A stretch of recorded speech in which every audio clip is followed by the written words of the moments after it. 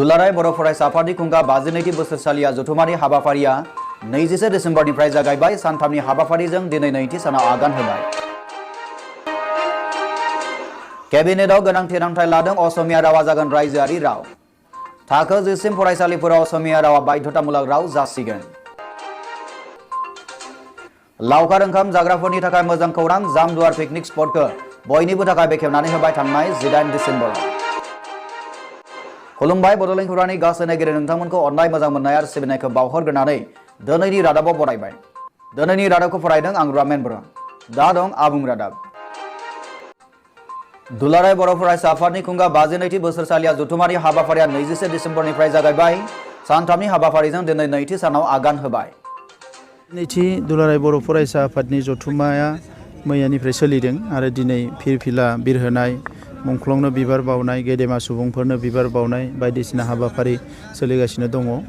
दा गुबैयै बे 52थि जि जथुमा, दा बेवहाय जोंनि थान्दै मेलाव आसामाव आरो भारतआव सोलिबाय थानाय माखासे जेंनाफोरखौ लानानै जोङो सावरायगासिनो दङ आरो बेजों लोगोसे बर' माहारिया दासिमबो जायफोर जेंनानि मोगा मोगि जानानै दङ बे जेंनाफोरखौ जोङो सावरायगोन।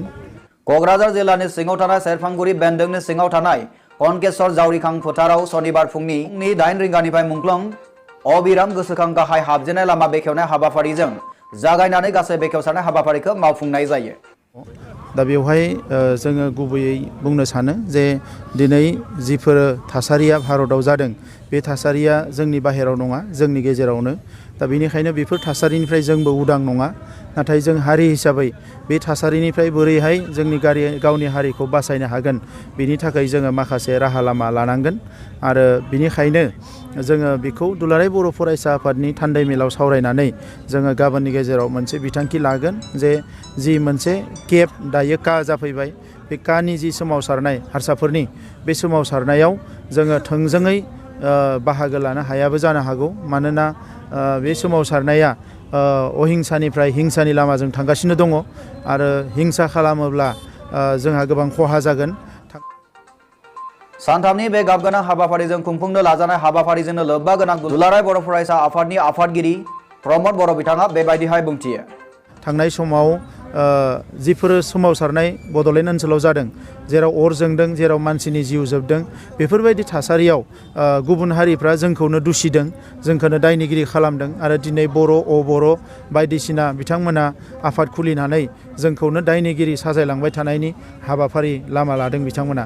दा नंखायनो जों बुंदों जे असमिया हारि थांना थानांगौ जोंहा मदद दङ, बिथांमोननि राव थुनलाइ हारिमु जौगानांगौ जोंहा मदद दङ, बिथांमोननि हारिया अरायसम थांनानै थाथों बेवहाय जोंहा अरायसम मदद दङ। नाथाय बिथांमोना मावनाय गासैबो खामानिखौ जों मावजोबनो हायाबो जानो हागौ। मानोना बर'आबो मोनसे एखुथा हारि, जोंहाबो गावहा राव सिनायथि हारिमु दङ, जोंबो गावनि बायदियै थांना थानो लुबैयो। दा बेनिखायनो बिथांमोना साननाय बायदि जोङो सानजोबनो हायाबो जानो हायो। बेनिखायनो मरेल सापर्टआ जोंहा अराय थागोन होननानै जों बुंदों। नाथाय बेजों लोगोसे दायो मोनद' हारिखौ एसटि खालामनो ओंखारनायखौ जोङो अरायसम सिसिटुवानि गेजेरजों गोख्रोङै होबथाबोदों, एबसुआबो होबथाबोदों। मानोना बे हारिफ्रा एसटि जायोबा जोंहा गोबां खहा जागोन, जेखौनोखि जोंनि उन्दै उन्दै ट्राइबेल हारिफ्रा जोङो सहायनो हानाय नङा। सानथामनि बे गाबगोनां हाबाफारिजों खुंफुंनो लाजानाय हाबाफारिजोंनो लोब्बा गोनां दुलाराय बर' फरायसा आफादनि गाहाय नेहाथारि लरेन्स इस्लारि बिथाङा खौरांगिरिफोरनि सिगाङाव फोरमायदों दि बे जथुमानि गेजेरजों आलादा बड'लेण्ड सोरजिनायनि सोमोन्दै सावरायनाय जागोन। दिनैनिफ्राय दुलाराय बर' फरायसा आफादनि 52थि बोसोरसालिया जथुमा, बे जथुमाखौ क'क्राझार जिल्लानि सिङाव थानाय सेरफांगुरिनि कनकेश्वर नार्जारि जावरिखां फोथाराव सानथामनि हाबाफारिजों खुंफुंनाय जादों। गाहायै दिनैनिफ्राय थान्दै जथुमा जागोन आरो बे थान्दै जथुमायाव जोङो गाहाय आयदाफोरखौ सावरायनो थाखाय थि खालामदों। गिबियावनो सेपारेट स्टेट बड'लेण्डनि जे दाबिखौ लानानै थांनाय समफ्राव सरकारजों सावरायबोबाय थानाय जादोंमोन। दिनैसिमहालागै जोंनि जे दाबि, बे दाबिया सुफुंजायाखै। बेनिखायनो जोंनि थान्दै मेलाव बिनि सायाव गोथौ आरो गुवारै जों सावरायनाय हाबाफारिखौ जोङो लादों। कार्बि आंलंआव थानाय बर'फोरनि एसटिनि मर्यादाखौ दिनैसिमबो मोनफुंनि हायैनि सायावबो गुवारै सावरायगोन। बे 52थि बोसोरारि जथुमानि गेजेरजों बेबायदि बुङो बिथां इस्लारिया। बेनि उनाव गोबाव सम बिटिसि सुक्तियावबो बे दाबिया गनायथि मोनदोंमोनब्लाबो दिनैसिम जाफुङाखै। कार्बि आंलं आरो डिमा हासावआव थानाय जोंनि बर'फोरनि हाजोआरि जे एसटिनि जे मर्यादा बे मर्यादाखौ दिनैसिम मोनफुंनो हायाखै बिनि सायावबो जोङो गोथौ आरो गुवारै जों सावरायगोन बिथाङा फोरमायबावनाय बादिब्ला कनफारेन्सनि मोनथाम थान्दैमेलनि गेजेरजों निउ एजुकेशन पलिसिनि सायावबो सावरायनायनि गेजेरजों खायसे सोलोंथाइनि रोंगौसाफोरनि जोहै सावरायनाय जागोन होननानै बिथाङा बुंथिबावो बिनि अनगायैबो जोङो गाबोन मोनथाम सेमिनारनि हाबाफारि दोनदों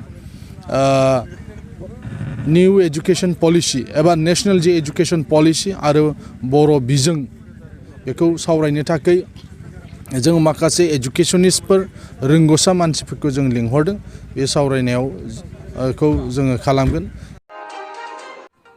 बेल' नङा आइजोफोरनि आरो आबादारिफोरनि मोननै सेमिनारबो लानाय जादों होननानै मिथिनो होदों बिथां इस्लारिया बिनि अनगायैबो आइजोफोरनि थाखाय मोनसे सेमिनार लानाय जादों आरो आबादारिफोरनि थाखाय मोनसे सेमिनार बाहाय लानाय जादों बे मोननैबो आयदायाव रोंगौसा बिथांमोनखौ लिंहरदों आरो बिथांमोना नुजाफैगोन आरो जोंनि गोबां पार्टिसिपेन्टसफ्रा बे सेमिनारावबो बाहागो लागोन बेजों जोंनि जायफोर पार्टिसिपेन्टसफोर बाहागो लागिरिफोर बिथांमोना मुलाम्फा जागोन होननानै जोङो आसा फारिदों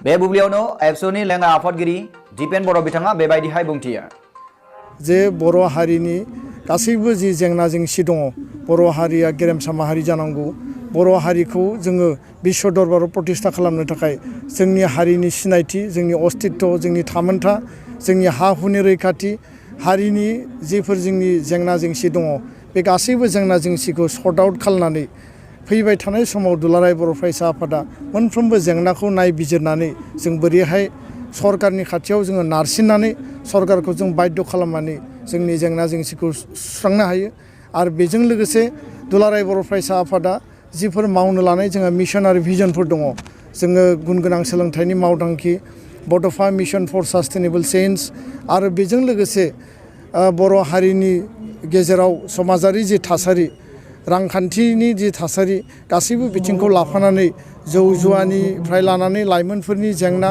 आरो बेजों लोगोसे बर' हारिनि आबुं जौगानायनि थाखाय बर' हारिया जे उदां हारि बे जौगाखांनायनि थाखाय बर' हारिखौ सोद्रोम खालामनो थाखाय जों माब्रैहाय मा राहा लामा लानानै मा हाबाफारि रनसायनानै जों खामानि मावनो हायो रायजो राजानिसिम जों मेसेजखौ बोरै लांनो हायो बिनि थाखाय जोङो हाबाफारि लागोन आरो सावरायगोन बेनन्जय नार्जारि खोरोमदाव लाइफांहारि मनिल दैमारिनि रिपर्ट बड'लेण्ड खौरां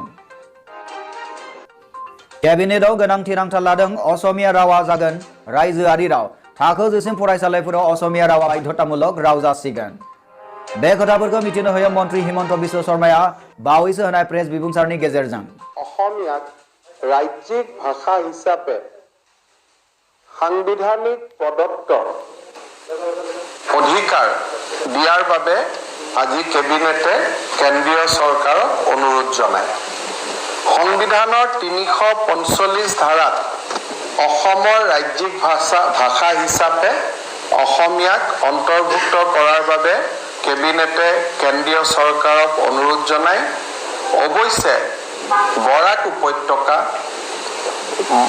বডোলেণ্ড স্বায়ত্তশাসিত পৰিষদৰ অধীনস্থ অঞ্চল আৰু পাৰ্বত্য জিলা দুখনৰ বাবে সহযোগী ৰাজ্যিক ভাষা হিচাপে বড়ো বঙালী বা কাৰ্বি ডিমাচা আদি ভাষাকো সন্নিৱিষ্ট কৰিব লাগে বুলি কেবিনেটে মত প্ৰকাশ কৰে शर्मा बिथाङा फोरमायबावनाय बादिब्ला बिटिएडि ओनसोलाव बे नेमा खाथिनाय नङा निउज डेस्क रिपर्ट बड'लेण्ड खौरां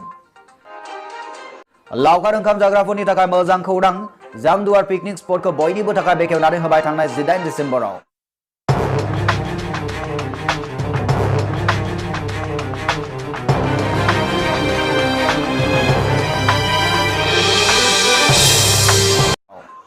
जामदुवार पिकनिक स्पटनि खायसे जुनिया नुथायफोरजों बुंफबनाय हाजोनि सेराव जुदि इंराजि बोसोरनि लावखार ओंखाम जानो थांनो नागिरदों अब्ला साबसिन जायगाया जागोन जामदुवार पिकनिक स्पट भुटान आसाम आरो वेस्ट बेंगलनि ट्राइ जांक्सनाव थानाय जामदुवार पिकनिक स्पटआ बैहाय जेराव नोंथाङा गावखौनो संकस दैमानि मिथिंगायारि नुथायजों मुहि होजागोन हिमालय आफांनि अरायसोमखोर गोमजोर हाजो सेराव जामदुवार पिकनिक स्पटआ क'क्राझारनिफ्राय महन्त ब्रह्मनि रिपर्ट बड'लेण्ड खौरां बड'लेण्ड खौरांनि गासै नायगिरि नोंथांमोनखौ अननाय मोजां मोननाय आरो सिबिनायखौ फिन बावहरफिननानै दिनैनि रादाबखौ एसेबांनो फोजोबनाय जाबाय गोजोन्थों।